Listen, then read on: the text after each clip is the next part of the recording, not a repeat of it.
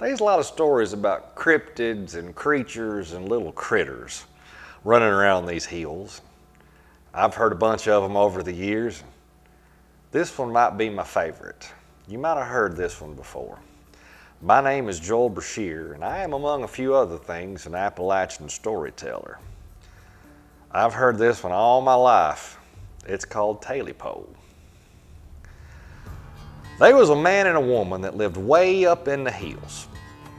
Now, this was years and years ago when living was hard, and I mean hard. And they lived off to themselves, never saw folks a whole lot. And it came one of the worst winters ever was. And these folks was starving. They done run out of food, the garden had dried up, their pantry of canned food was about done, and the hills wasn't providing anything.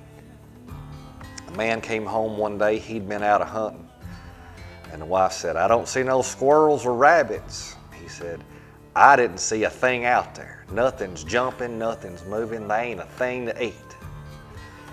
And she says, "If we don't get some food soon, we ain't gonna make it. We ain't got a week left. You gotta do something." Well, this man loved his wife. I mean, he loved her more than anything, and he hated to see her suffer, and he felt like less of a man because he wasn't providing. He said, "Honey, I don't know what to do." "Well, you gotta figure out something, because we're gonna die. If you don't get us some food, we are gonna die." He nodded and said, "Honey, tomorrow I'm gonna bring us home some food." Well, they went on to bed, and the next morning, he got up and set out with his rifle. He looked all over the land they owned, didn't see a thing. Now the hill dropped over into this other fella's property. Now back then it was improper as it could be to hunt on another man's land. You just didn't do that. It was considered poor taste, I guess you could say.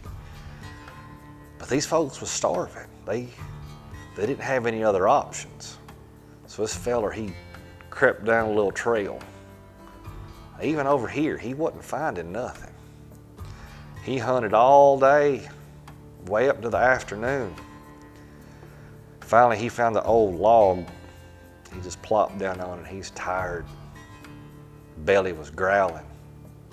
Didn't know what he was gonna do. He's like, "Lord, I don't want to let my wife down again. Please help me."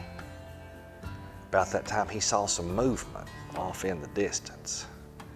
Couldn't tell what it was, but pulled up his rifle and he shot it. He heard this squealing noise. Something darted off. He thought he nicked it, but he didn't know for sure, so he went over.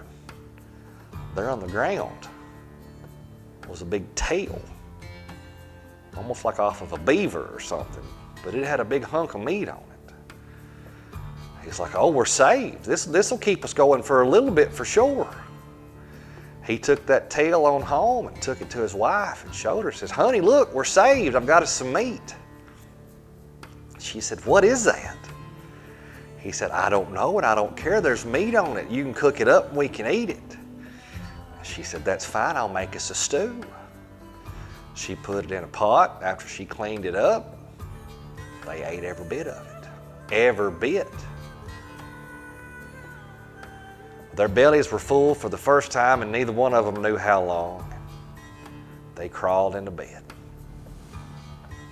They hadn't been asleep long when the wife heard a noise coming from outside, like a scratching on the front door.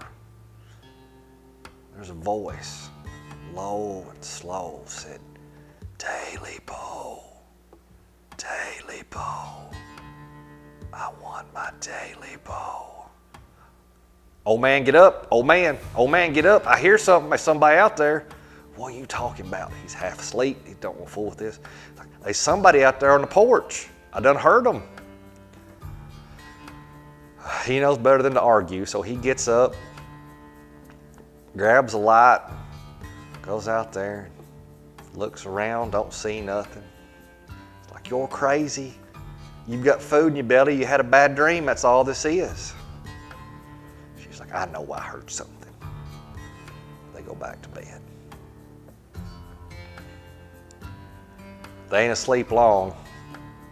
That woman hears another noise. This time it's a scratching, but it's on the bedroom door.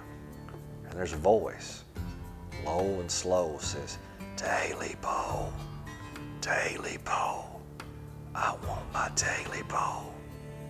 "Get up, old man, get up, get up. It's in the house. He's in the house, something's in here, get up." "What are you talking about?" "There's something in here, I hear it talking, I hear it scratching."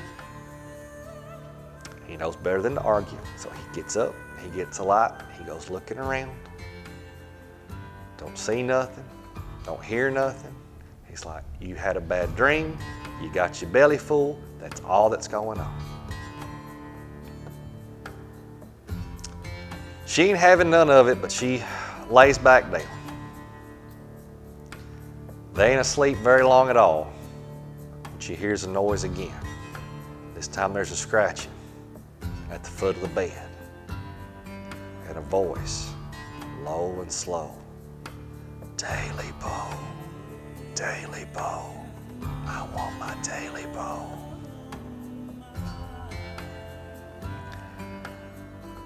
It's a couple weeks went by. Nobody heard from this couple. You know, they lived way out in the hills and didn't visit a whole lot, but they did go to church on Sundays.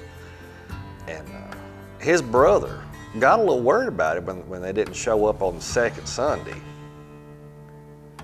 So he went up, knocked on the door, wasn't no answer. He noticed there wasn't no fire burning in the chimney, and it's cold. There should have been smoke coming out for sure. So, "You all home? What are you doing?" He pushed open the door, it wasn't locked. Everything inside looked normal. He went on in, looked around, went to the bedroom, knocked on the door. "You all in there? You okay? You sick?" He opened the door and looked in. Nothing there. Bed had been slept in. They weren't there. He went back outside, worried, not knowing what was going on. That's when he heard it. Under the porch, there's a scratching noise and a voice, low and slow. "TaleyPo, TaleyPo, I got my TaleyPo." Folks, that's an old one. I've heard that one my whole life. That's been around Appalachia. Who knows where else for as long as anybody can remember. I hope you liked that one. If you did, give us a share and a like. Let other folks know what we're doing here, telling these old stories. I sure would appreciate it. I'll be back again real soon with another one. Till then, you all stay safe out there.